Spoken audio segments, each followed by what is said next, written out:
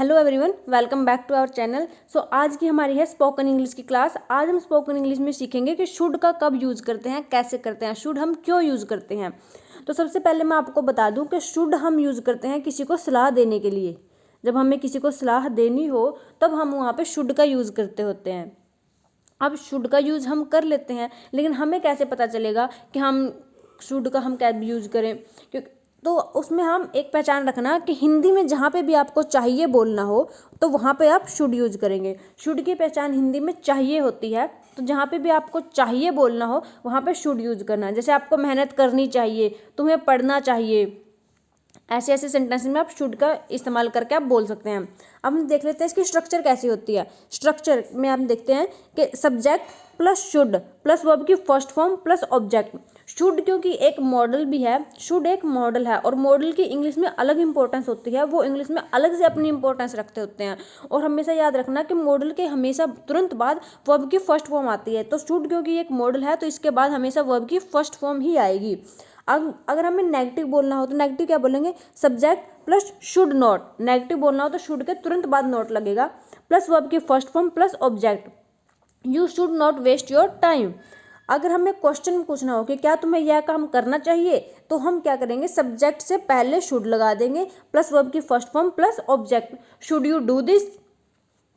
अब हम इनको सीखते हैं एग्जाम्पल के माध्यम से, क्योंकि एग्जाम्पल से सीखना ना बहुत आसान हो जाता है। आपको धीरे धीरे चीज़ें समझ में आएंगी और आपको जो सेंटेंस आपको डेली लाइफ में यूज़ करने हैं वो आपको मिल भी जाएंगे, तो आप उनको as it is daily life में यूज़ भी कर पाओगे। तो हम सीख लेते हैं कि शुड हमने कहाँ कहाँ यूज़ किया। सबसे पहले आता है you should work hard.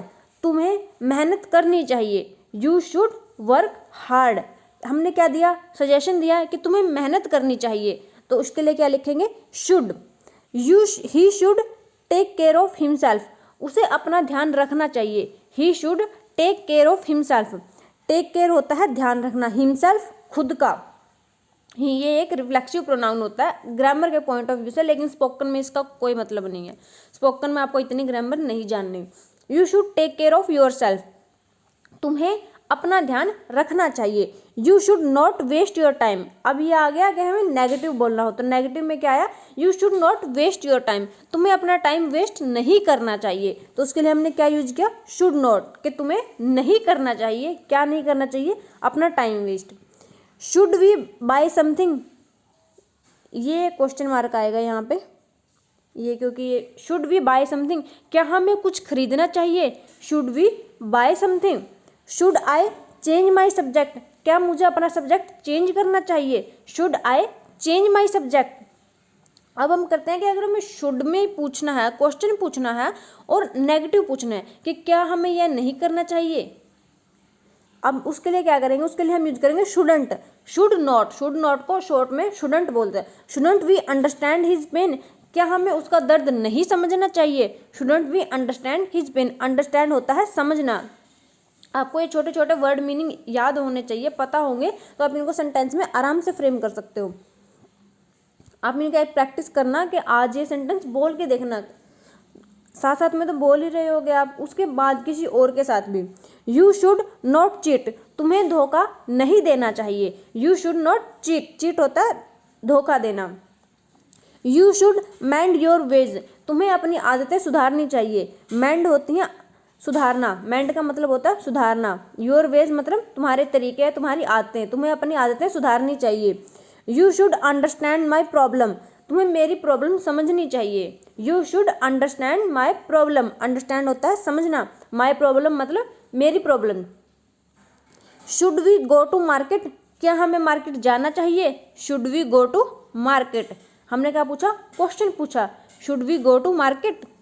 You should not go to market, अगर हमने किसी से पूछा तो उसने क्या जवाब दिया कि तुम्हें मार्केट नहीं जाना चाहिए, तो वो कैसे बोलेंगे, you should not go to market.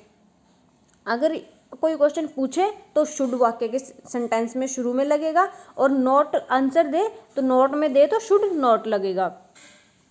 आज के लिए इतना ही। आई होप कि आपको ये वीडियो अच्छी लगी होगी। अगर आपको ये वीडियो अच्छी लगी हो, आज आपने कुछ नया सीखा हो, तो मेरी इस वीडियो को लाइक, शेयर और चैनल को सब्सक्राइब जरूर से जरूर करना। और कमेंट में भी मुझे बताना है कि आपने जब से शुरू किया था क्लासेस, अब से वहाँ से अब तक आपको आपके अंदर कुछ इम्प्रूवमेंट हो रहा है, आप कुछ इंग्लिश सीख पा रहे हैं कि नहीं सीख पा रहे। अब अपनी इम्प्रूवमेंट जरूर बताना। Thanks for watching. मिलते हैं नेक्स्ट क्लास में। Till then take care, bye, good luck.